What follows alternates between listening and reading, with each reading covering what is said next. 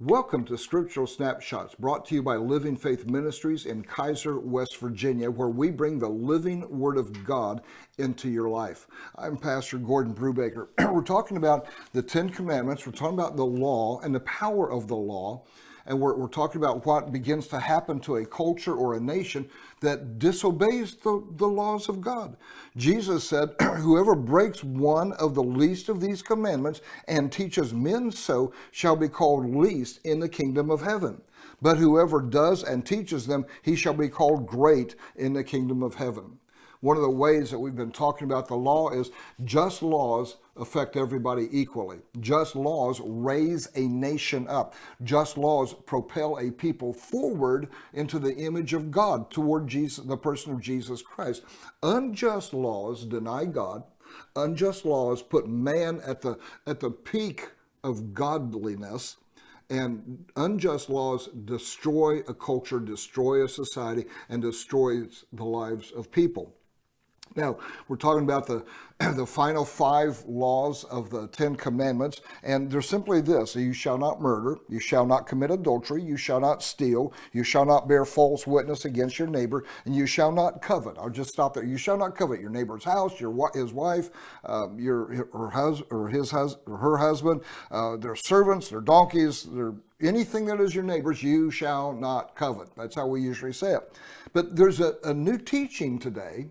It's not really new. It's been ancient. It goes back hundreds, if not 1,000 or a couple thousand years. But it's a teaching called today social justice. And a lot of people don't know what social justice is. They think it's about everyone being equal, everyone being treated fairly, everyone being judged according to the same rules and the same laws. Now, see, that is a just law.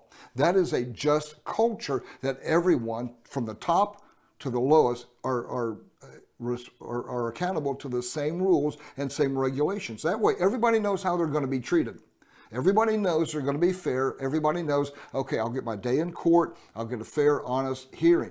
But today, with this social justice, and I'll just say this, social justice, I think, breaks all 5 of the last of the 10 commandments. It violates every single one of them because these are no longer considered absolute.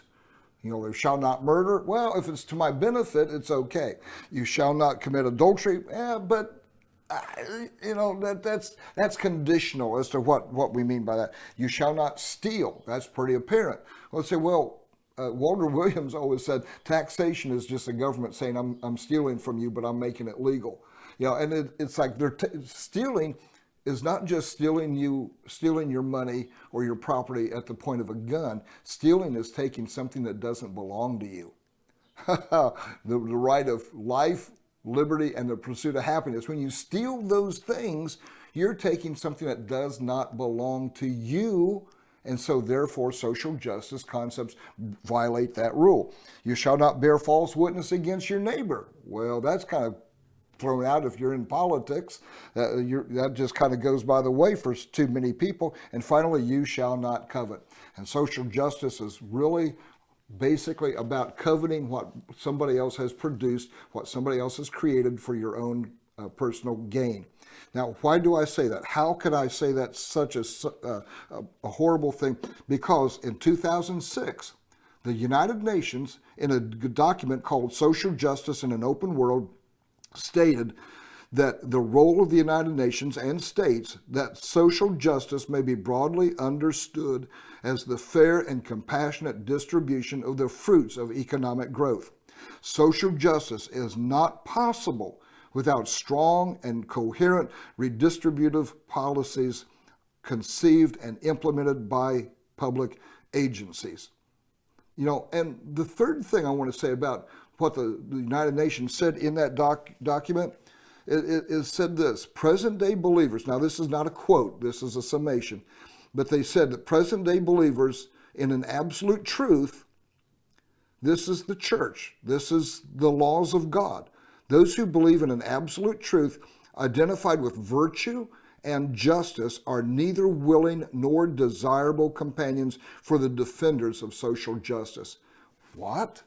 They're saying truth is not a partner for social justice. Well, that just kind of throws God out the window, because God is truth.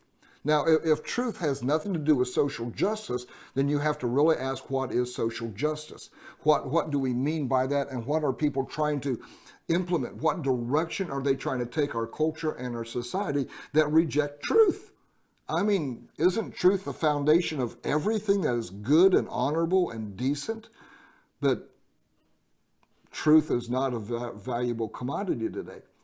We make it up as we go along. We just pretend, and we're living in this Alice in Wonderland type of thing, where we don't have to deny, we don't have to obey the truth, because there is no such thing.